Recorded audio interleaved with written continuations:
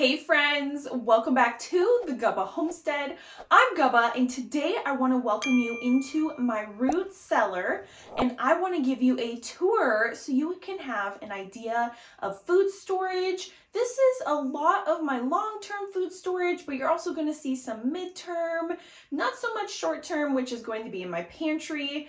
And I just want to give you some ideas of how my food storage rotates because I'm also eating this food. So this, I hope, will help you build your food storage. I have a prepper's guide to food storage. It will be listed down in the bio, but this helps me keep track of my food storage through the inventory, helps me rotate through it. It also talks about the 3-tier system, which I use and has been gold. So I have a short-term layer, which is like everything in my pantry. And then I have a midterm layer, which is like an extension of my short-term. It replenishes my short-term. And then I have my long-term, which you are going to see a lot down here. So if you're just starting out, I have this great resource. You can continue to print out the organizational sheets from here like I do. I recently went through and did inventory in here because a lot has been changing.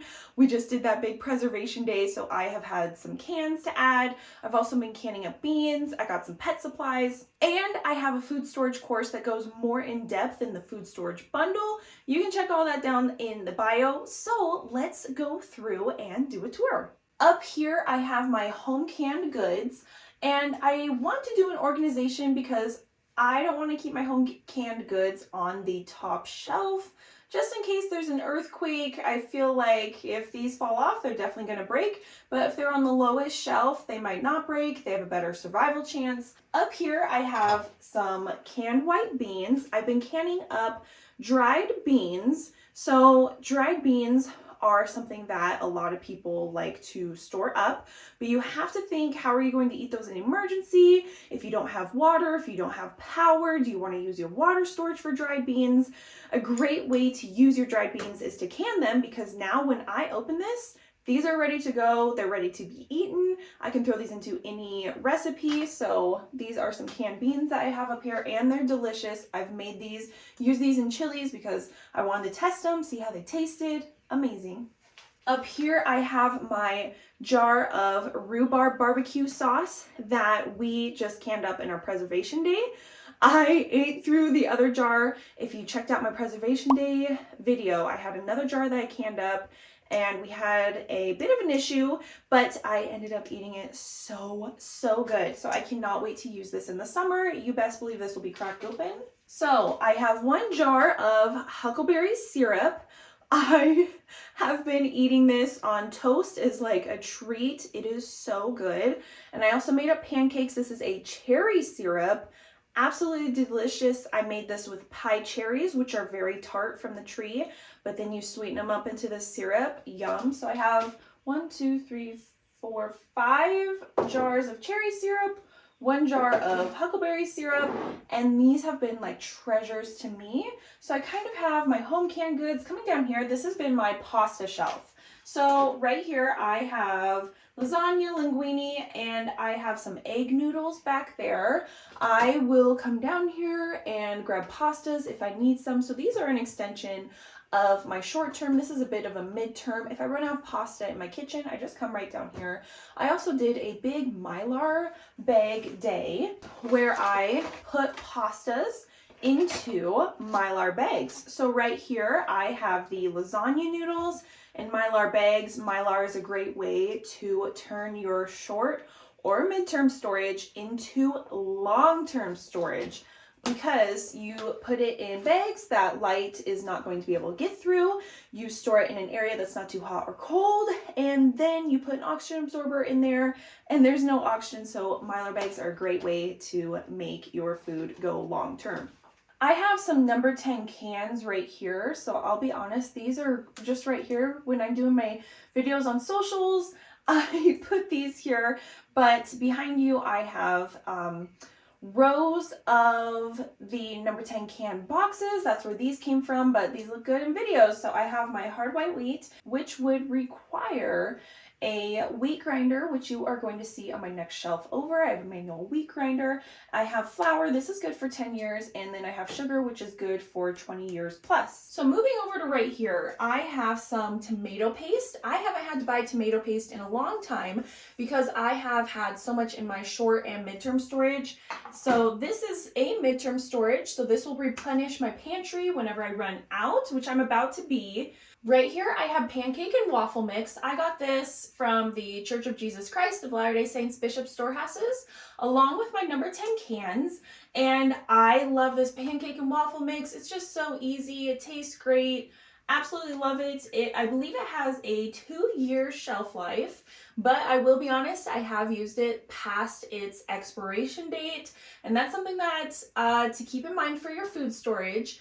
Expiration dates are best by dates, but they are not definitive. I like to go by sight, and smell, use my senses. If something looks bad, I'm not going to eat it. If something smells bad, I'm not going to eat it.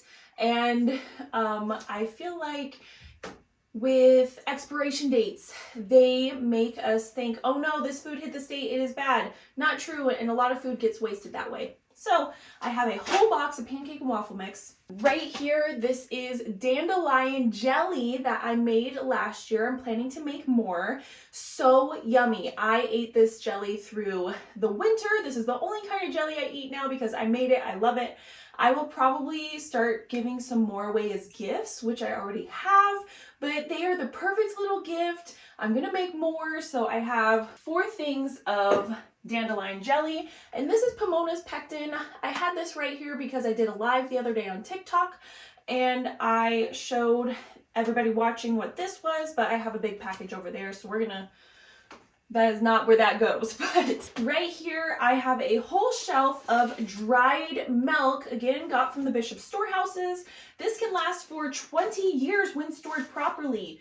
So stored properly, away from light, heat, and I love this because if you are in a pinch and you need milk, man, it comes in handy. I actually used it for a recipe last week because the milk that I'm drinking right now is still Moo's milk. I still have frozen Moo milk, and I didn't have any thawed, but a recipe called for it, so opened up that. So on this bottom shelf, I have some feminine care products. So ladies, make sure to purchase these things in bulk. If there's ever a shortage, you don't want to be caught without them. So I will just use these to replenish my bathroom. So I kind of have that for storage down here as well. Some odds and ends that aren't food like that I will replenish, like my bathroom supplies.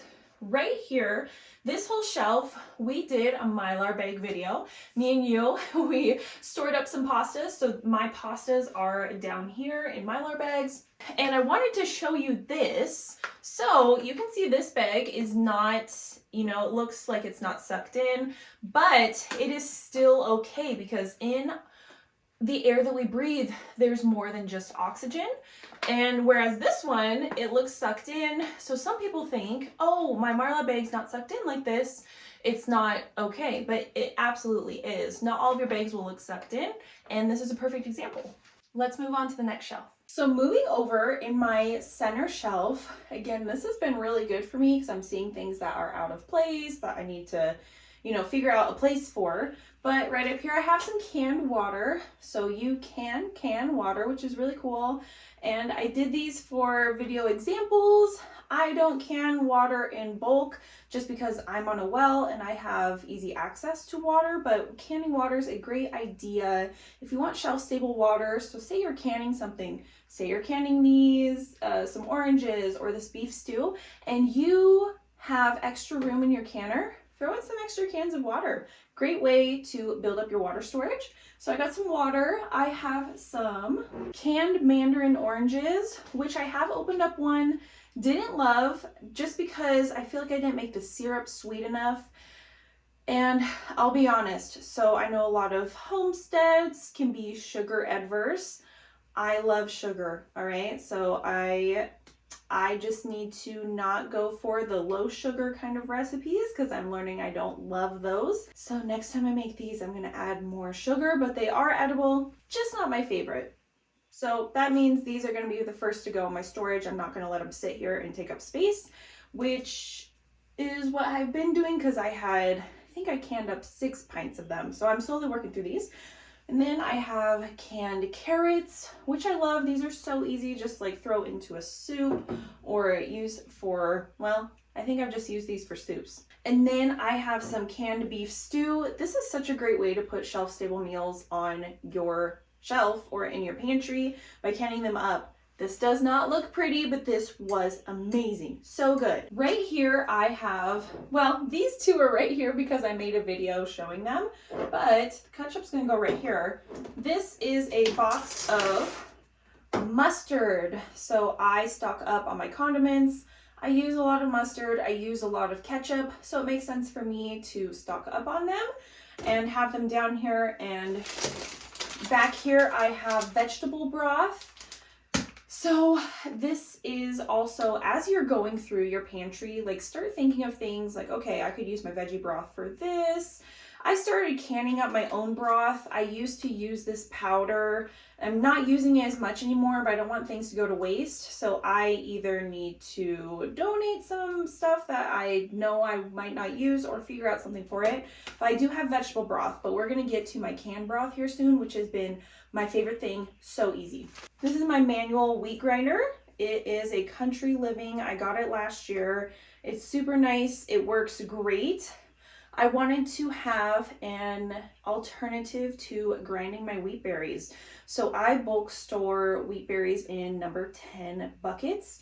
And wheat berries are where our flour come from. So you have to grind those up. You can get electric mills, which are great, but I like to think, okay, what can I use if the power's out? So I'm gonna need something like this. They are really friendly, a really friendly company. I didn't work with them, but just as I was going through the purchasing process, they were really nice, answered all the questions. They test it out before they send it to you.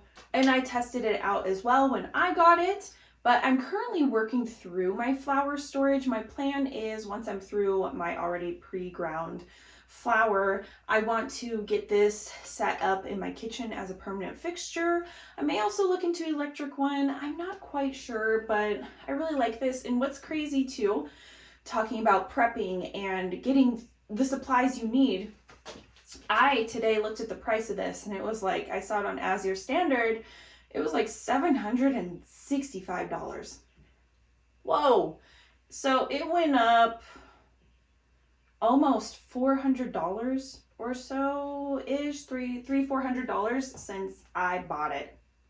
So this is when I talk about in my podcast or I'm talking about prepping is get your supplies, build your food storage because prices might not be coming down and you are going to be so happy when you have the things that you need. You have the things your family needs. You have the things that you are going to eat. You are putting the investment in now when later, like, I know they had a huge shortage on these, but they also do discounted ones. I believe either they were returned or there's something that was initially wrong with them, but they fix them. So they do have cheaper ones than bright brand spanking new.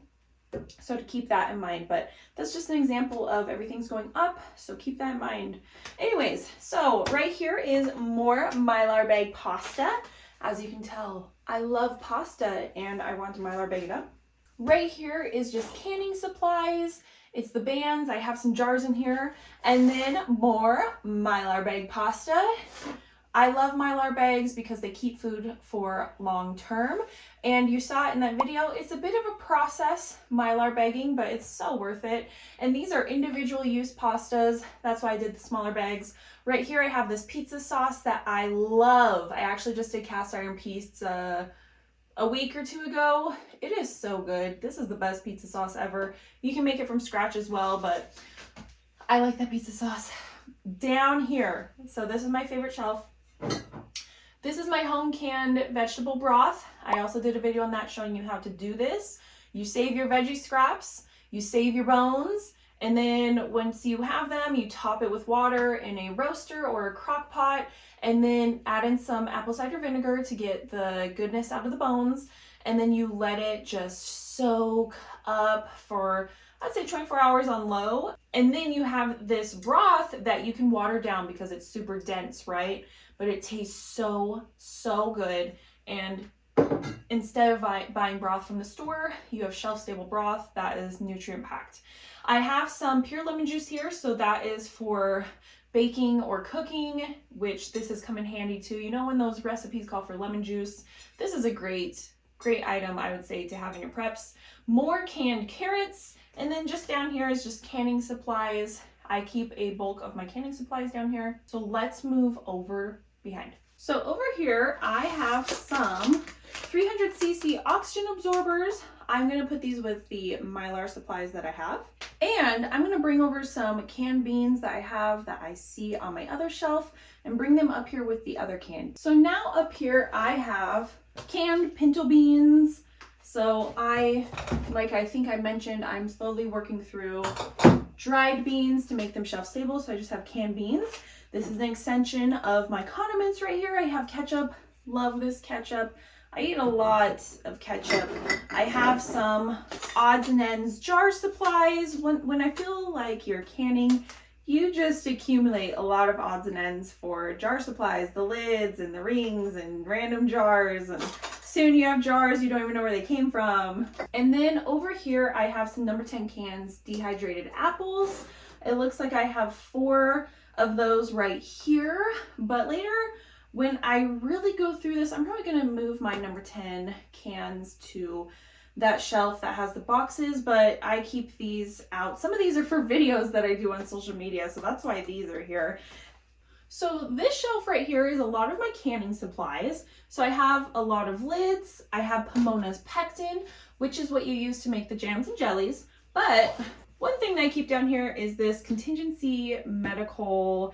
Inside of here are antibiotics. You can get, for your prep, antibiotics, and you go online. I'll have a link down below. I also have a code with them that you can get a percentage off, but for your prep, they have different kits of antibiotics. This is the plus pack, I believe, and it comes with a little packet and tells you what your antibiotics can be used for. So this is part of my prep, and it's just down in my root cellar because it's nice and cool down here. This is what it looks like on the inside. So I have a variety of antibiotics. It comes with a packet that says, if you have a severe cough or you have X, Y, and Z, this is the antibiotic you would take. This is how many you would take. So this is really cool for your prep. You can make natural antibiotics, but if that's not available to you, I love having something like this. In here, I just have different pectins and canning supplies, and that is what the bulk of this is. Down here, this goes to my grain mill.